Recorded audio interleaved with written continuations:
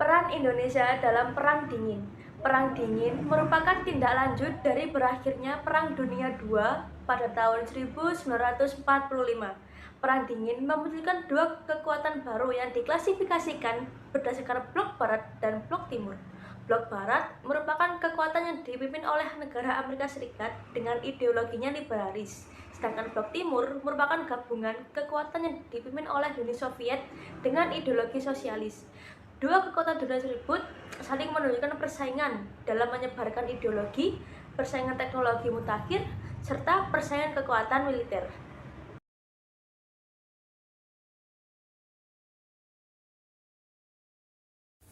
Assalamualaikum warahmatullahi wabarakatuh. Perkenalkan, nama saya Muhammad Ramadan Alvin Hussein Lubis. Saya dari kelas 12 IPS 2 absen 23.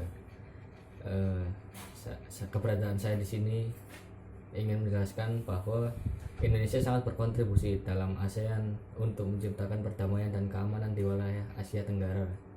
Meskipun masih dalam tahap sebagai mediator atau penengah konflik, pencapaian ini merupakan cikal bakal terciptanya stabilitas, perdamaian, dan ketenangan di Asia Tenggara, sehingga bangsa-bangsa di kawasan ini dapat melaksanakan pembangunan untuk meningkatkan kemakmuran dan kesejahteraan.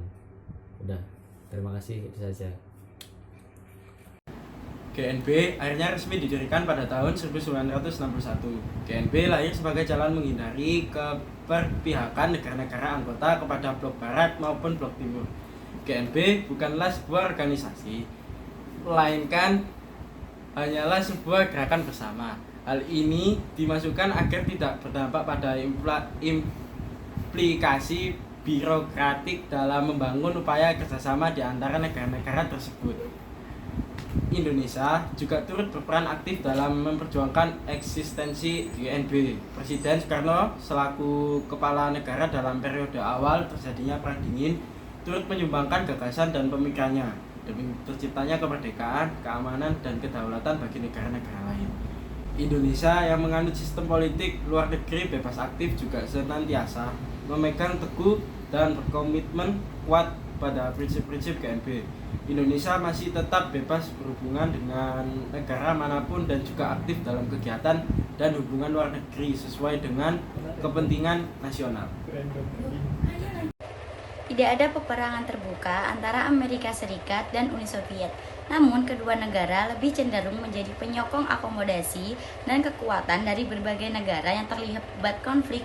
Secara nyata, peran keduanya terlihat dalam memberikan dukungan kepada masing-masing negara yang berkonflik seperti yang terjadi pada Perang Korea dan Perang Vietnam.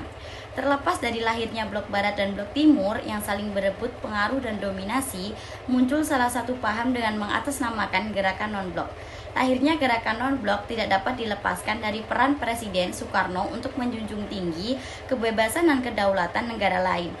Presiden Soekarno sendiri menolak tegas pengaruh kedua negara yang hendak menjadikan negara-negara dunia ketiga menjadi sasaran kepentingan mereka.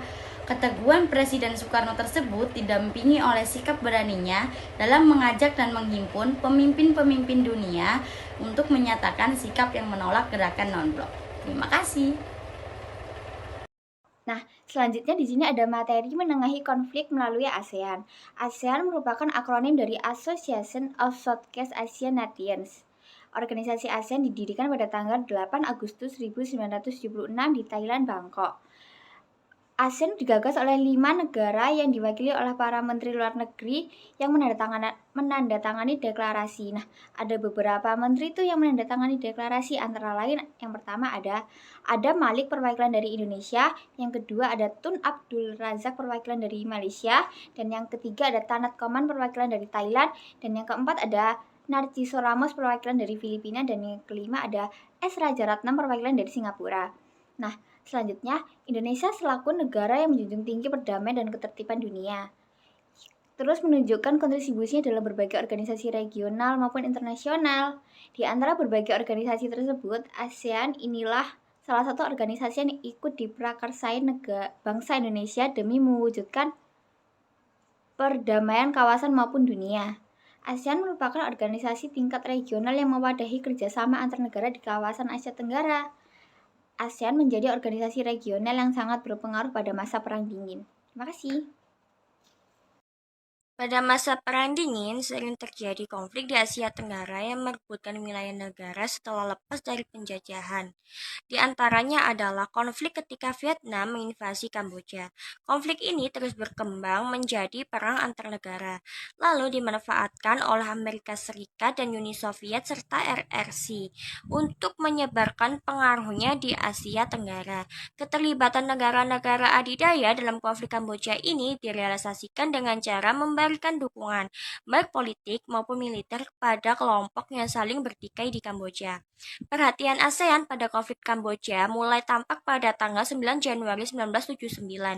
Menteri Luar Negeri Indonesia, Mohtar Kusumatmaja, selaku Ketua Komite Tetap ASEAN mengeluarkan resolusi agar dilakukan penghentian konflik senjata antara Vietnam dan tentara Khmer Merah di Kamboja. Resolusi ini diteruskan kepada Dewan Keamanan PBB supaya secepatnya mengambil langkah mengakhiri konflik tersebut. Konflik Kamboja akhirnya berhasil diatasi dan dinyatakan selesai dengan terbentuknya pemerintahan koalisi Kamboja. Pemerintahan koalisi ini terbentuk lewat pemilu yang berlangsung secara jujur dan bersih di tahun 1993 di bawah pengawasan PBB.